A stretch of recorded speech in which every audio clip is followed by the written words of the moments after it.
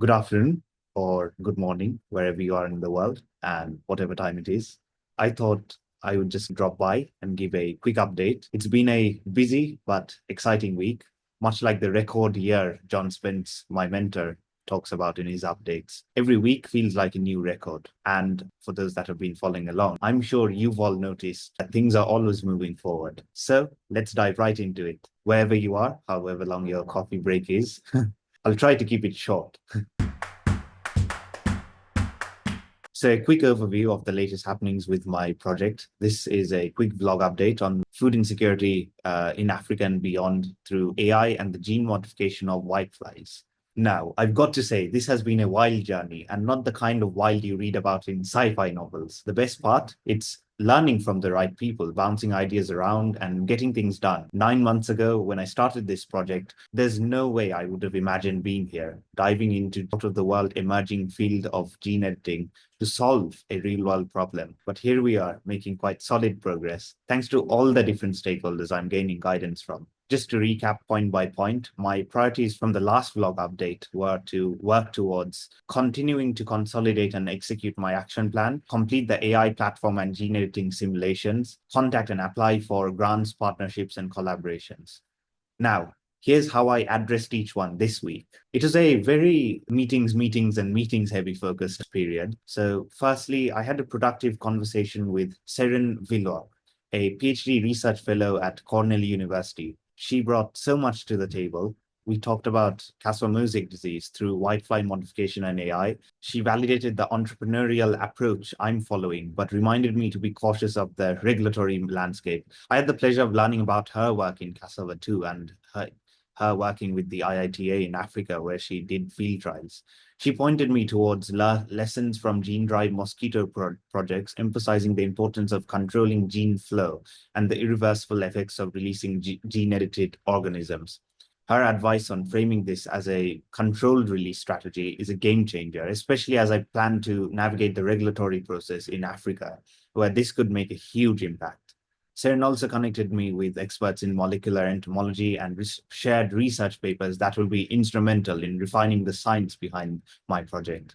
Next, I spoke to Karen Wilson, who I met back in August at the Villas Institute. This is our first call since then, and I asked her, and the intention of the call was funding strategies. She stressed the importance of expanding my list of potential funders. She also advised me to refine my cost breakdown to cover the full timeline of the project, not just the initial lab phase, which will make my project more appealing to major grant-giving organizations like the Gates Foundation, National Science Foundation, that I've been endorsed by Delaware State University to apply to.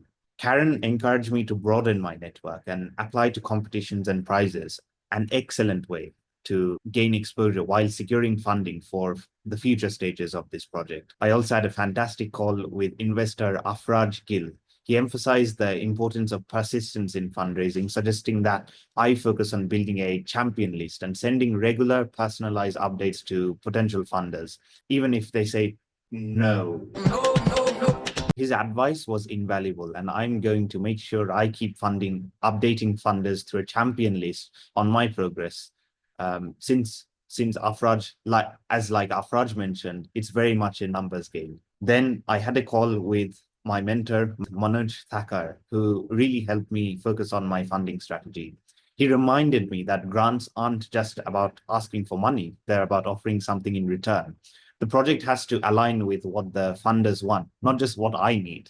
He also stressed refining my pitch to showcase the scalability and long-term impact of this project, similar to what Karen said, which is crucial as I move forward.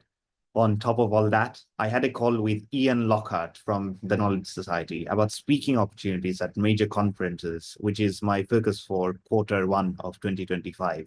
Ian gave me advice on how to reach out to these conferences, which I hope to announce soon.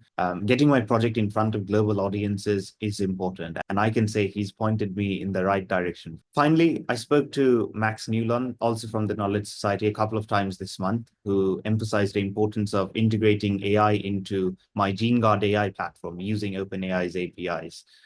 He also stressed the need to research the right grants and tailor my applications accordingly. This will be crucial as I refine the platform. So with all that, where am I focusing next?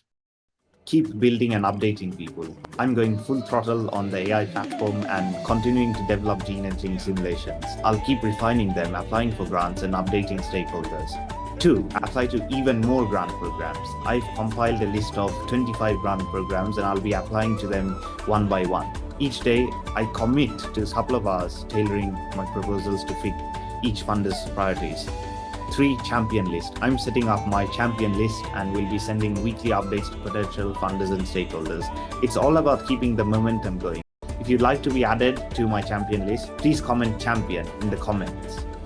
And a bonus goal is, a few weeks ago, I had a call with Sophia Demeyer, and she mentioned that I have to make this a builder's period, this Christmas and festive holiday season. Since it should be less outreach focused, since most people don't be available anyway. So I'm going to focus on completing and releasing my GeneGuard AI and gene editing simulations, aiming to release in the new year. I'm looking forward to touching base again with Lee Howell, the executive chairman of the Villwock Institute, where I'll gain his input on everything I've been working so far.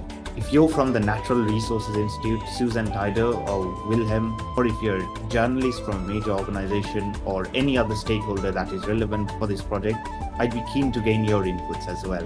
Thanks for tuning in. I'm truly grateful for the support of all the stakeholders involved in my project, and I'll see you next week.